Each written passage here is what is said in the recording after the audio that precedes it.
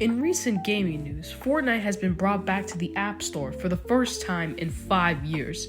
It's been on everyone's mind for whoever still plays Fortnite. Personally, I've stopped playing Fortnite ever since Chapter 6 started. If you play Fortnite, you know what Chapter 6 is. But that's besides the point. Apple players are finally cheering as their quote-unquote favorite game is back and they can start playing Fortnite and grind the Battle Pass. But how did we get here, and why was Fortnite only banned on iOS in the first place? In this video, I'll be going over when Fortnite was banned on Apple, why it was banned, and people's reaction to this entire situation. For a recap of when Fortnite on Apple was banned, Fortnite was officially removed on all Apple and iOS devices on August 13th, 2020. When this news dropped, the entire Fortnite community was in complete shock, and a lot of mobile players were pissed that their only way of playing this game was removed over a dumb lawsuit. This entire situation was so huge that Fortnite released a video called 1984 and recreated this scene from the book/movie 1984 by George Orwell, indicating Apple's tyranny over players.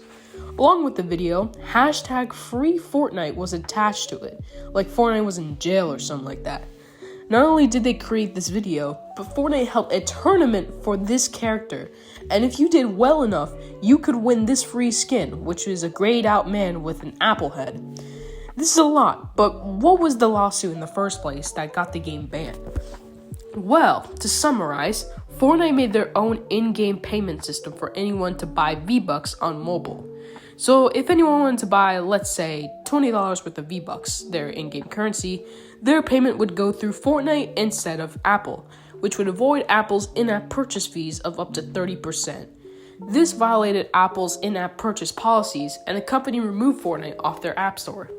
Epic Games, creators of Fortnite, took Apple to court and sued them for Apple being anti-competitive and called them a monopoly. This legal battle lasted almost 5 years, arguing back and forth on which side was right. After a few years, maybe around 2 to 3, players had lost hope in Fortnite ever coming back to the App Store. But keep in mind, Apple players have been stuck in the season that the ban took place in, which was Chapter 2, Season 3. So, for the past 5 years, if you were able to get on Fortnite through Mac for some reason, you'd be stuck playing Chapter 2, Season 3, and you wouldn't get any further game updates. However, there was a loophole at the time to get the latest updates of Fortnite. You would have to play through NVIDIA Cloud Gaming, and you could just run it on that service and play Fortnite. However, the graphics and the specs were not the greatest running through a cloud gaming service, so people didn't really want to do that and just want to wait for the official version of Fortnite to come in the App Store. But almost all hope was lost for that to happen.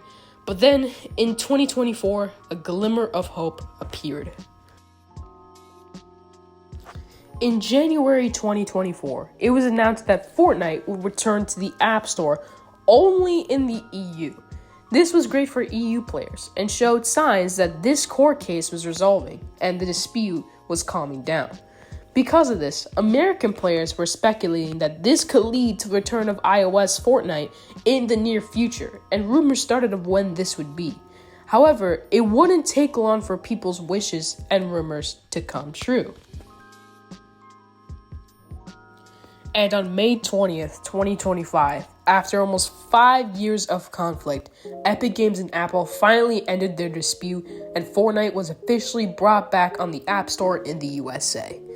Mobile players finally had access to their favorite game, and players can now play Fortnite anywhere and not just on a console or a PC. However, for me personally and for others, this unbanning was just a little bit too late. Fortnite has been getting worse and worse over the past few years, and it's become apparent that Epic Games has been running out of ideas for new seasons.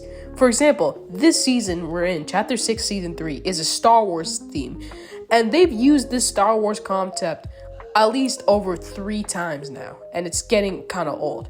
And even when they do have original season ideas, they just kind of suck, and they don't really bring like the value and like the nostalgia of OG seasons.